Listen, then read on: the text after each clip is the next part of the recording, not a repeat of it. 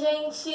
Voltei para nós continuarmos falando sobre alavancas, que são um tipo de máquinas simples das quais nós vamos estudar, ok?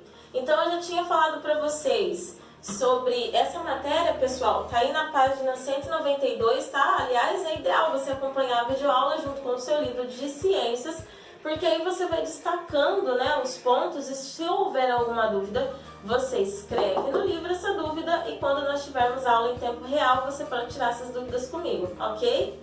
Então vamos lá. Eu já expliquei para vocês sobre a interfixa, tá? Aliás, eu trouxe aqui o exemplo da tesoura para mostrar para vocês aqui, ó, a tesoura, certo?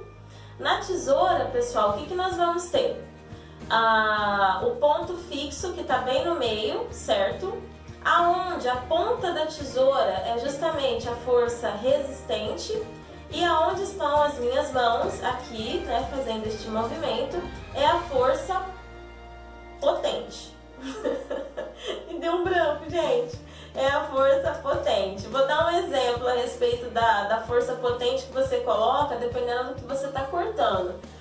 Eu fui cortar, semana passada eu cortei daquelas embalagens de creme de passar no corpo, da Nivea, azul, grossa, resistente. Aí depois eu fui cortar uma outra estrutura, então dá para você perceber a força potente que você coloca, dependendo da força resistente da qual você pretende exercer. Então a força potente que eu coloquei para poder cortar a embalagem de creme da Nivea não foi a mesma força que eu coloquei para cortar, por exemplo, um saquinho plástico com um pãozinho delicioso da padaria que tem aqui perto da minha casa. Então a gente tem essa diferença na força potente dependendo da força resistente. E o ponto fixo, que no caso é aqui no meio da tesoura, aqui ó, aqui nesse meinho é o ponto fixo aonde vai servir o ponto de apoio para que eu consiga exercer a força potente e a força resistente, ok? Agora que eu já dei o exemplo para vocês da interfixa, vamos continuar com a próxima, que é a interpotente, tá? Depois eu venho para falar da interresistente. A interpotente, pessoal, nós vamos ter o quê? Nós vamos ter uma mudança entre o ponto de apoio, o ponto fixo, né? A força potente e a força resistente. A gente vai ter essa diferenciação, tá joia? Então aqui na força interpotente, nós vamos... Como que vai estar a questão da força resistente, a força potente e também o ponto fixo ou ponto de apoio. O ponto fixo e o ponto de apoio estará na extremidade, não mais no meio como estava na interfixa, tá bom? Nós vamos ter a força resistente, né? Gente, não se esqueça do vetor, tá? Vetor, lembrando, seta, hein, meu povo? Que nós estudamos exaustivamente no capítulo 5. Então, por favor, presta atenção no sentido e na direção aqui desse vetor, no caso dessa seta, tá? Aqui ele não está como vetor, tá, gente? Está como uma seta mesmo. Estaria como um vetor se nós tivéssemos uma setinha aqui, ó. Aí sim, nós teríamos um vetor. Então aqui essa seta está fazendo essa força que a gente entende na direção na vertical, certo? Eu vou ter a força resistente, ok? Que vai ser o contrário, porque a força resistente é o oposto da força potente, né? Isso já ficou claro, né, gente? A força resistente, ela vai contra a força potente, por isso que quanto mais força resistente tiver, mais força potente você vai ter que colocar sobre aquele objeto para ele poder exercer um movimento e fazer um trabalho.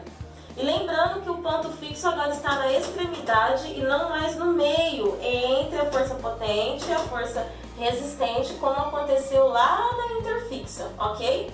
Aí eu trouxe um exemplo aqui para vocês, a pinça e um pegador de gelo. Vamos lá mostrando exatamente. Olha, na extremidade o ponto fixo, ou seja, na extremidade o ponto fixo, aqui, ok? Na extremidade o ponto fixo.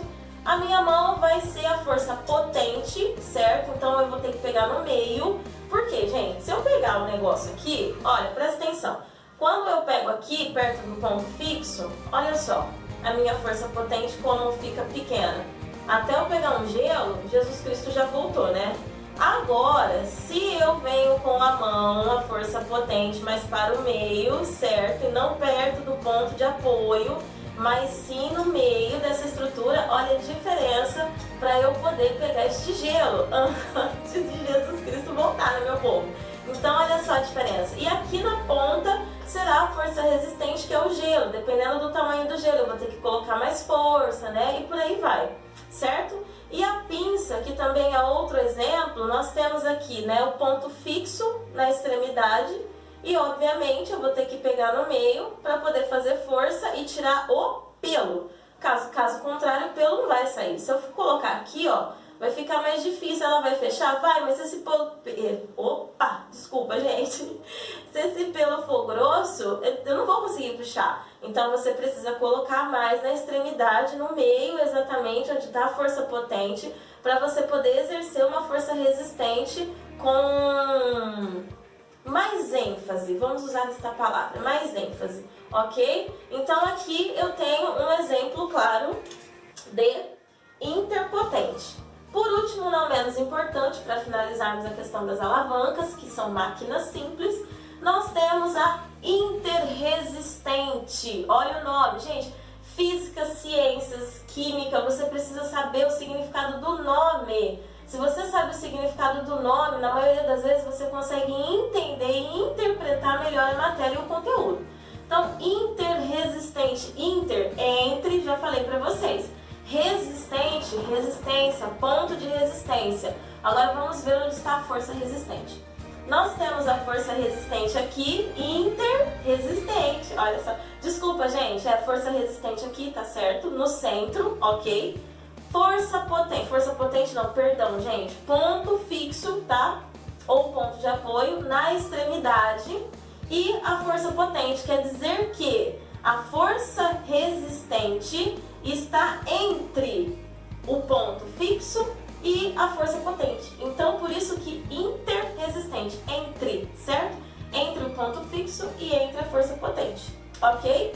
Então, para poder exercer, lembrando da seta, força resistente para baixo, ou seja, na vertical, mas no sentido aí, no sentido da força gravitacional, puxando para baixo, e a força potente, obviamente, para cima, ok? Porque ela precisa fazer força porque a força resistente está puxando para baixo, então eu vou ter que fazer a força para cima, certo?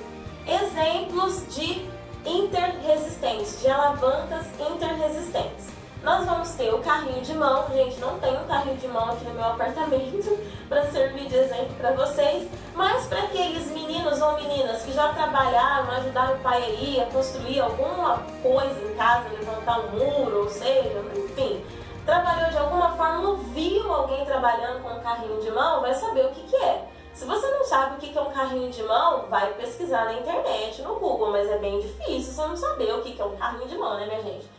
E um quebrador de nozes. Eu, particularmente, não tenho quebrador de nozes na minha casa, certo? Desde que eu me entendo por gente, em todos os natais, finais de ano, em que a gente geralmente come nozes até cansar, eu coloco a nozes na porta e quebro ela na porta para o desespero da minha mãe. Porque dependendo da noz, ela era muito dura e a porta acabava soltando um tantinho da tinta. Então, para você que já fez igual a mim, que está totalmente errado, que não tem aí, né, um quebrador, um quebra-nozes em casa, você pode utilizar aí, nesse caso, como um exemplo, um tipo de alavanca interresistente.